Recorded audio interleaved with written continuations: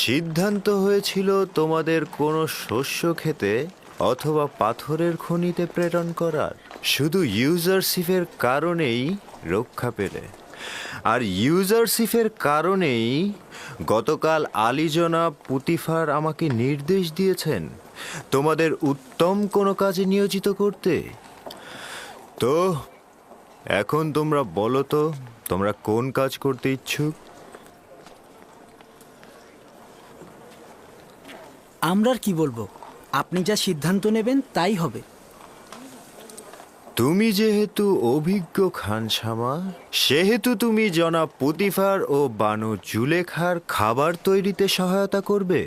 আর তুমি সাক্ষ্য জ্ঞান সম্পন্ন, সেহেতু তুমি খাবারের তালিকা নিয়ে আজ থেকে ইউজারশিপের দায়িত্ব পালন করবে। রাজি আছো তো?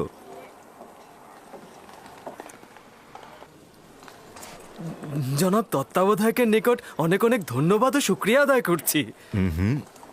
আমাকে নয়, ইউজারশিপকে শুক্রিয়া বলো।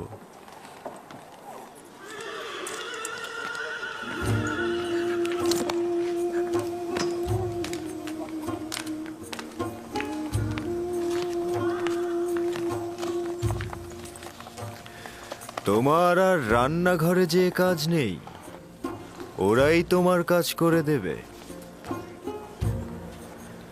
তুমি আমার সঙ্গে এসো।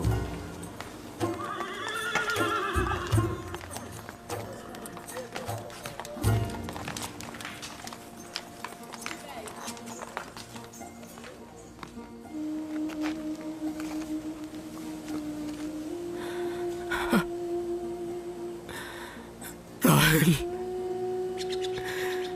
আমি ক্লান্ত, অসহায়, বিধ্বস্ত। আমি, আমার সন্তানেরা আমার দুশ্মনে পরিণত হয়েছে।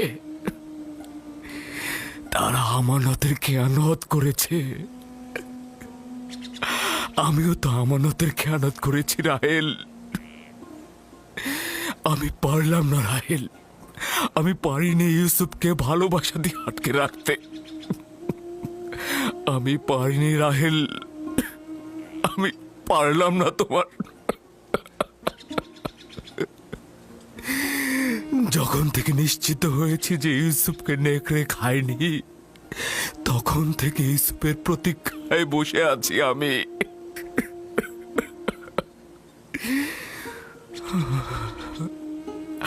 এমন তো না হয় যে ইউসুফকে হত্যা করা হয়েছে।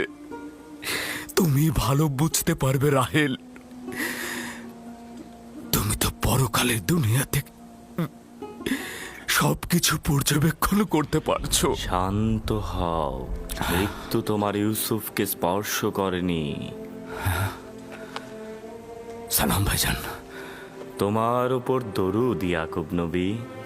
তোমার ইউসুফ জীবিত, তার মৃত্যুর খবর মিথ্যে। সত্যি বলছেন ভাইজান?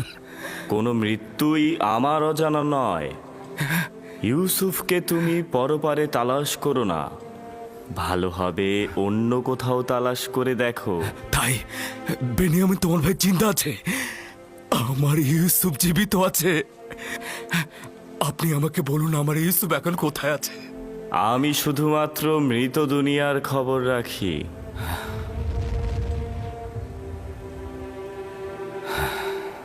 উনি কে আব্বাজান? আজরাইল, উনি হচ্ছেন মৃতদের ফেরেশতা। আমি ভেবেছিলাম আজরাইল দেখতে অনেক ভয়ঙ্কর। সবার ক্ষেত্রে নয় আমার পুত্র।